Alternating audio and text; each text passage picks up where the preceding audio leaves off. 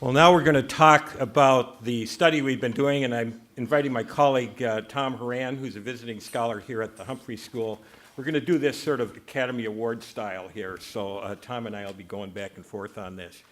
The topic of this is the value of the freight economy in Minnesota, and this is part of our effort to focus on transportation policy issues related to economic competitiveness.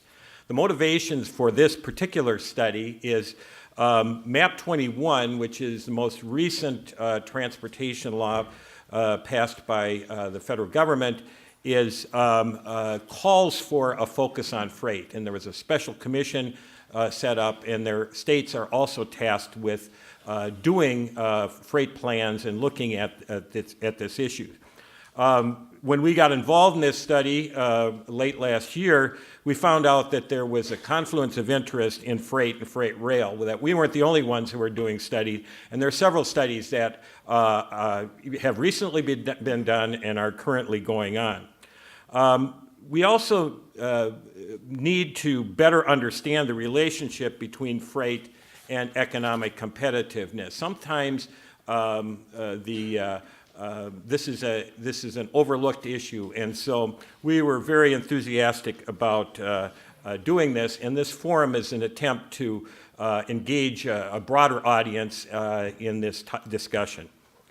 Our study objectives were to initially do some research to explore the means for understanding and enhancing the value of freight transportation, particularly freight rail, although we're looking at all modes and how they relate to that competitiveness, how they affect the economy, local communities, and the surrounding region. We're also conducting outreach, engaging stakeholders as the research program is designed and implemented by sharing its conclusions broadly and in multiple venues. Our methods, we've been involved in looking at doing economic and related GIS data analysis, industry cluster, and gross state product shift share analysis, some of the tools that we've been using. We're presenting some of that data today, and we'll be producing a report, a more complete report on this in the future. We have done a number of national and regional expert interviews which have included Class 1 and short line railroads, federal, state, and local policymakers, economic development officials, among others that have helped us in understanding and explaining this issue. And then we've reviewed a number of reports, federal studies, economic research, Minnesota's state freight and rail plans, and we've been consulting with concurrent studies to inform and align our research with those.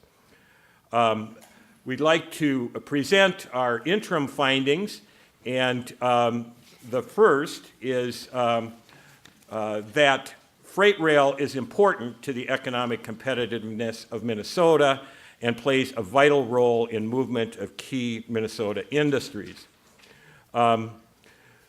This is a quote from a railroad representative that we interviewed saying that Minnesota is right at the crosshairs.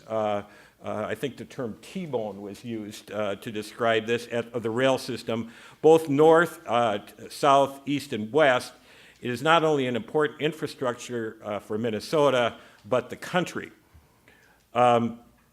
These are some numbers, and I'll just kind of take you through them a little bit quickly. This basically shows gross state product. The blue is growth in the U.S. economy, and the gold is the Minnesota economy. And if you look at that area in the circle, you can see that each year since 2007 that we've outpaced the national economy, and even in the declining year, we've declined less. What was behind that?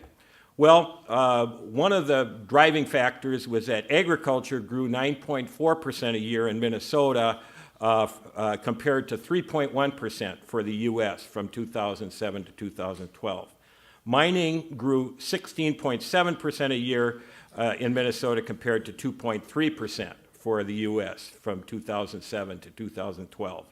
Manufacturing, which includes a number of different industries, grew 4.3% a year in Minnesota compared to 1.9% for the U.S. from 2007 to 2012.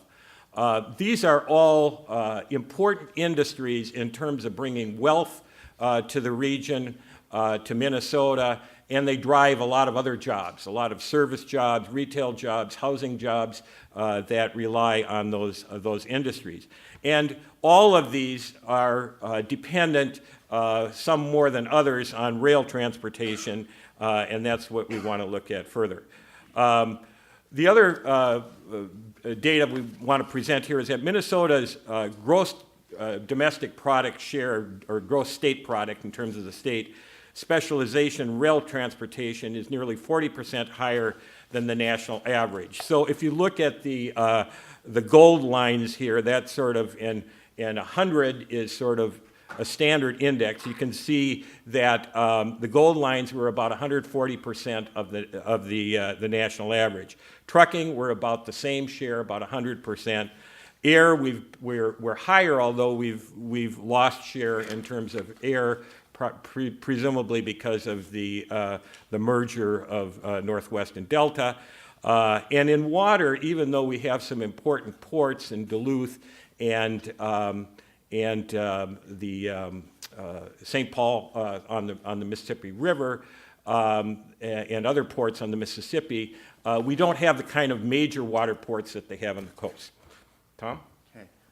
My role up here is I'm a fast talker.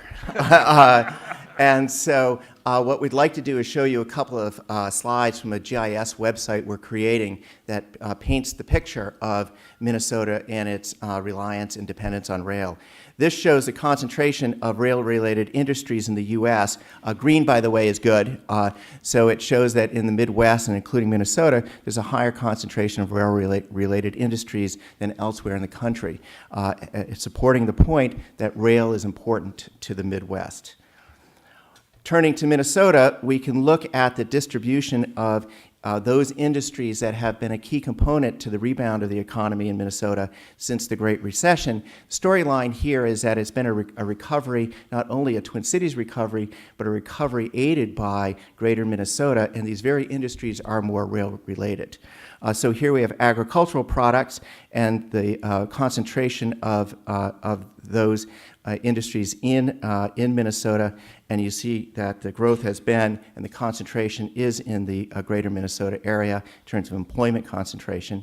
Same with forest products, where we see both in the Southwest and West and Northeast the importance of rail-related employment to the economy in Minnesota. We see in heavy machinery the same concentration in terms of employment, which is around the greater Minnesota. All of this is supporting the same point, that is, there's been an economic recovery, and it's been very balanced between the cities and greater Minnesota. And mining, of course, you know, Jim Oberstar is all keeping it up there in the Northeast, but there has been a strong mining component as well. All of these charts are painting a story of a very robust economic recovery, including greater Minnesota, and that those parts of the economy and industry that have been growing have a stronger connection to rail than others. We have processed food as another example of this, which has been growing quite strongly and has a concentration in Minnesota. We have production technology, the same thing. This has, of course, more of a Twin Cities representation, but is growing throughout the state. We have publishing and printing, which is showing a similar distribution, but it has a strong balance between the metropolitan Twin Cities areas as well as other parts of Minnesota. I think Minnesota is the number 4 in printing and publishing in the U.S., and when we went out to Murphy's Warehouse, which we'll talk about in a few minutes, we saw lots of reams of paper, and paper is important to Minnesota. So what we're showing here is, in these maps, is a recovery that has greater Minnesota centrally involved in it and a high reliance on rail in making that recovery possible. Our second finding is that the partnership between Class 1 and short line railroads is valuable and essential for the economic growth of Minnesota. We met with the short line railroad representative and had discussions about this with others. The comment was that a major goal of short line railroads is to revitalize the communities with which they serve. So the Class 1 railroads connect us with the nation. The short line railroads help connect communities, particularly in greater Minnesota, with markets. Short lines generally serve a limited number of customers, in some cases only one. Real customers include grain and flour mills, gravel pits, and iron ore mines, which often can be economically served by rail only. An example that we took a look at was Minnesota Prairie Line. Public investment of $6 million kept the line from abandonment, not only securing the future of businesses along the line, but allowing two to expand in small towns of Arlington and Winthrop, Minnesota. Tom? Yes. We have created a website. I won't go to it now because I'll probably take 45 minutes getting it to come up online. But what we want to show you is examples of Minnesota and companies and industries throughout Minnesota that have built their communities around industries, whether it's turkey, whether it's iron, whether it's agriculture, whether it's logistics, or other forms of agriculture. And when we publish this website, there'll be case studies of each of these different illustrations of how communities have benefited from short line railroads and connections to class 1 railroads and what it's meant for employment in those communities. Okay. Our third finding is that freight rail and its infrastructure is under-recognized in comparison to other modes of transportation. In some areas, it's very recognized by the investor community, but in the general scheme of things, as an infrastructure, as Chairman Oberstar pointed out, it is underrepresented. One quote we had, this is a bit of an overstatement, but it was an overstatement to make a point. If all the passenger rail stopped tomorrow, it's not clear how much of an impact it would be, except for inconvenience. It would certainly get a lot of press. But if freight rail stopped tomorrow, the economy would be in dire straits. I don't think that many out there in the public understand that connection, and I think it's important for this study to help illustrate that. As we've described here so far, freight rail delivers a public good, a low-cost, long-distance transportation option for many American resources and commodities with very little public investment. So the public is getting good bang for its buck, if you will, with rail. However, roads are funded almost entirely for public dollars and are generally the only mode of transportation where people understand what is highways, what are transit. And so part of our goal here is to help illustrate the importance of rail within the intermodal context. Our fourth finding is that intermodal transportation policy represents the next important area of progress for policymakers and industrial professionals. One Minnesota logistics expert said that the intermodal system is critical in Minnesota. While truck movements have certainly grown, we continue to see major reliance on the rail system for key commodities and even, where possible, on the barge system. Industrial facilities provide good-paying jobs, increasing the local tax base and contribute to the local service economy. Communities quite frequently see blighted, gray, underutilized areas, and there's a lot of commercial industrial development potential. Balancing residential and commercial uses with the economically important industrial uses is a challenge faced by cities across Minnesota and the country, and you're going to hear more from Louis Jamboy when he talks later about what the St. Paul Port Authority has been doing with their study and actually going out and trying to explain to residents why industry and transportation, freight transportation, is important. And our final and fifth finding is public perception of freight rail's value generally lags behind its actual importance to the economy and communities which it serves. A state economic development official that we talked to said there was a time when rail was really a good thing, and the fact that it brought goods and commodities and whatnot. As with a lot of things, I think we're out of touch with a lot of the ways that our society runs. And so public perception often leans against freight rail due to its behind-the-scenes impact, but visible nuisances, noise and grade crossing delays, negative trickles up to local officials who hear complaints from citizens. And it creates a disconnect between those officials, higher-up policymakers, and rail representatives who understand how rail is enhancing the economy. And again, the St. Paul Party did this study. So, Tom? Okay. I want Barb and the record to show we're 1 minute ahead of schedule. And so where are we headed with this? I think one way to put it is that often, and I've traveled around Minnesota, you see BNSF and other rail lines go by. People ask, kind of, what's up with that? There's so many of them. Well, we're trying to answer that question, what's up with that? What communities they're helping to build, what commodities they're moving, and so on and so forth.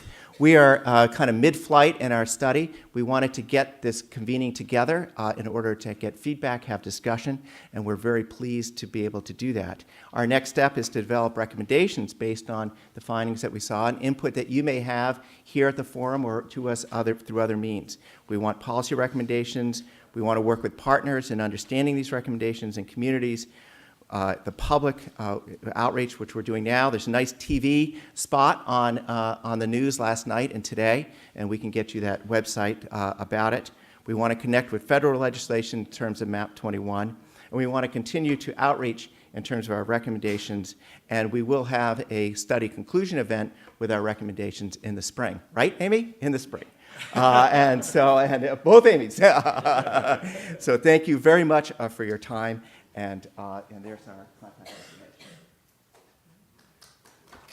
Thank you.